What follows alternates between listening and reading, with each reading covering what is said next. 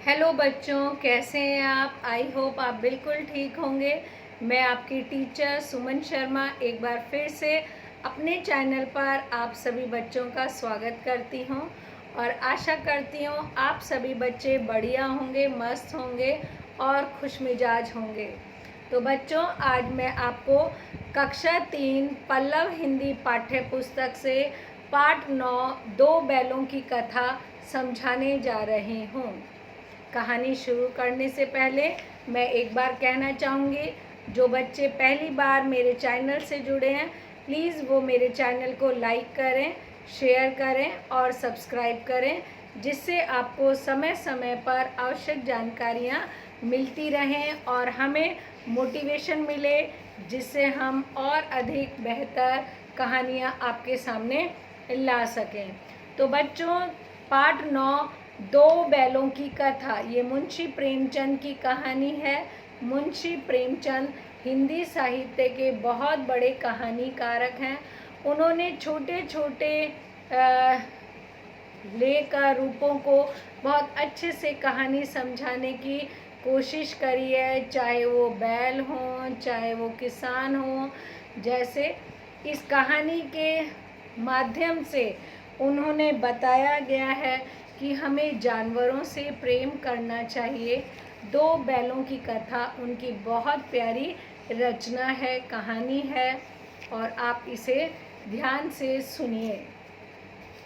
झूरी के पास दो बैल थे, उनके नाम थे हीरा और मोती। दोनों में बहुत प्यार था। वे नांद में एक साथ मुंह डालते और एक ही साथ मुंह हटाते, यानी दोनों बैलों में इतना प्रेम था। झूरी भी उनके चारे पानी का बड़ा ध्यान रखता। वह कभी भी उन्हें मारता पीटता नहीं था। इस कारण दोनों बैल भी झूरी को बहुत प्यार करते थे। यानी जब मालिक इतना प्यार करेगा तो जानवर तो अपने मालिक को प्यार करेंगे ही, क्योंकि हर कोई प्यार का भूखा होता है। एक बार झूरी की पत्नी का भाई गया दोनों बैलों को अपने साथ गांव ले जाने लगा। बैलों को बड़ा आश्चर्य हुआ कि वह उन्हें क्यों और कहाँ ले जा रहा है। रास्ते में उन्होंने उसे बहुत तंग करा। मोती बाएं भागता तो हीरा दाएं। किसी प्रकार दोनों को लेकर गया और अपने घर पहुंचा। घर पहुंच के गया ने उन्हें उनके सामने रूखा सूखा भूसा डाल दिया, जिसे दोनों बैलों ने छुआ तक नहीं, क्योंकि उनका मालिक तो उन्हें बहुत प्यार से खिलाता था। और जब उसकी पत्नी के भाई ने उन्हें अपने गांव में वो लेके गया तो उनके आगे रूखा सूखा खाना डाल दिया। रात होने पर बैलों ने वहां से भाग जाने का निश्चय किया। उन्होंने जोर लगा के रस्सियां तोड़ डाली और भाग चले। सुबह उठकर जब झूरी ने उन्हें थान में खड़े देखा तो वह सब कुछ समझ गया और प्यार से उन पर हाथ फेरने लगा। परंतु झूरी की पत्नी जल भुन गई। यानी रात को वो बैल रस्सी तुड़ाकर वापस अपने घर आ गए और जब सुबह उन्हें देखा तो उसकी पत्नी जल भुन गई। उसने उनके सामने रूखा सूखा भूसा डाल दिया, पर फिर भी वो खुश थे, क्योंकि वो अपने मालिक के घर पर खा रहे थे, खुश थे, प्रसन्नचित्त थे। अगले दिन गया फिर आया, फिर से उसकी पत्नी का भाई आया। इस बार वह बैलों को गाड़ी में जोत कर ले चला। रास्ते में मोती की इच्छा हुई कि गाड़ी गड्ढे में ढकेल दे, पर हीरा समझदार था, उसने गाड़ी संभाल ली और वह जैसे तैसे गया के घर पहुँचे। जब गया ने उनसे बहुत सख्त काम लेना शुरू कर दिया, वह उन्हें दिन भर हल में जोतता और जब तक उन्हें मारता पीटता। वे लाचार निगाहों से एक दूसरे को देखते। क्या करें बेचारे।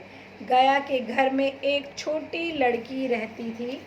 वह बैलों की दुर्दशा देखती तो उसे बहुत बुरा लगता। उसके घर में एक छोटी सी लड़की थी जो ये हालत देखती तो उसे बहुत दुख होता। वह रात को चुपके से उन्हें रोटी खिलाती। दोनों बैल उसके प्यार के आगे अपमान और मार भूल जाते, यानी उस छोटी बच्ची के प्यार के आगे वो अपने पूरे दिन की मार को भूल जाते। एक दिन मोती रस्सी तोड़ने का प्रयास कर रहा था तो वह लड़की वहाँ आई और उसने दोनों बैलों को खोल दिया। दोनों वहाँ से भाग निकले। थोड़ी देर बाद जब गया को पता चला तो वह भी उनके पीछे दौड़ा पर उन्हें पकड़ ना सका। अब हीरा और मोती आज़ाद थे। इस तरह दोनों बैल उनके घर से आज़ाद हो गए।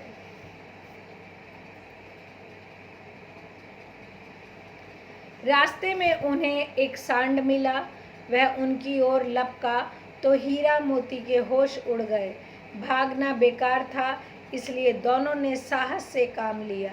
सांड ने आकर हीरा पे वार करा तो मोती ने उस पर पीछे से सींगों से चोट की। सांड घबराया।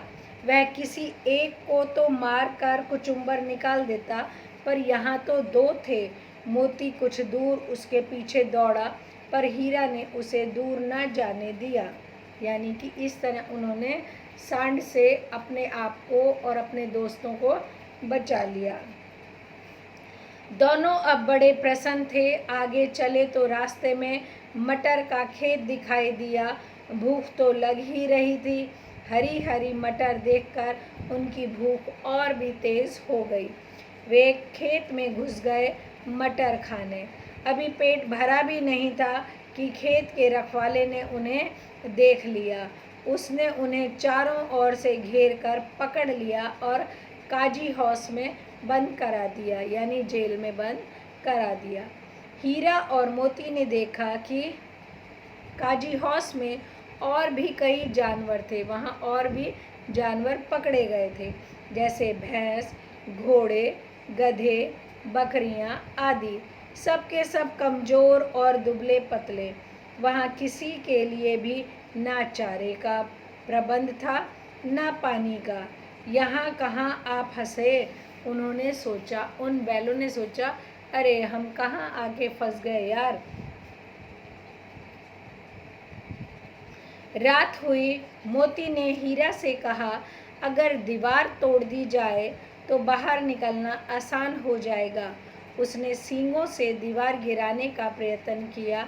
2-4 चोटों में ही दीवार थोड़ी सी गिर गई।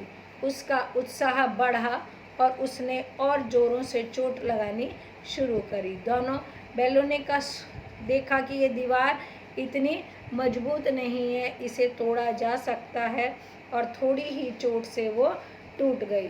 दीवार में रास्ता बनते ही पहले तो घोड़े भागे, फिर भैंसें और फिर बकरियां। मोती ने गधों को भी सींग मार मार के भगा दिया। उसने हीरा से भी भाग चलने को कहा, पर हीरा ने मना कर दिया। सुबह होने पर काजी हाउस वालों ने देखा तो उन्हें बड़ा आश्चर्य हुआ, बड़ी हैरानी हुई। उन्होंने हीरा और मोती को नीलाम कर दिया, यानी बेच दिया। नीलामी में सबसे ऊंची बोली बोलकर एक व्यापारी उन्हें खरीद कर ले गया। वह दोनों को अपने गांव की ओर ले चला। मार खाते खाते और भूख सहते सहते दोनों बहुत ही कमज़ोर हो गए थे। उनकी हड्डियां निकल आई थी। भूख प्यास से व्याकुल बैलों में कुछ भी दम बाकी नहीं था। वे चुपचाप व्यापारी के साथ चलने लगे। रास्ता उन्हें जाना पहचाना लगा तो ना जाने कहाँ से दम आ गया। वे दोनों तेजी से भागे, आगे आगे बैल, पीछे पीछे व्यापारी, पर जब तक वह उन्हें पकड़े तब तक दोनों बैल अपने घर पहुंच चुके थे। यानी पहले तो वो भूखे प्यासे मरे मरे से चल रहे थे, पर जब उन्हें रास्ता कुछ जाना पहचाना लगा तो उनमें जान आ गई और वो तेजी से भागने लगे। आगे आगे बैल और पीछे पीछे व्यापारी, और दोनों बैल अपने घर में पहुंच गए। बैलों को वापस देखकर झूरी को बड़ी खुशी हुई। वह उनसे लिपट गया। इतने में व्यापारी भी वहां आ पहुंचा और उन्हें मांगने लगा। मोती ने आओ देखा न ताओ, वह व्यापारी पे झपटा। व्यापारी जान बचाकर वहां से भागा। झूरी की पत्नी भी वहां आ गई। उसने दोनों बैलों के माथे चूम लिए, यानी उसे भी उन बैलों पर प्यार आ गया। ये थी मुंशी प्रेमचंद की दो बैलों की कथा, एक प्यारी सी कहानी।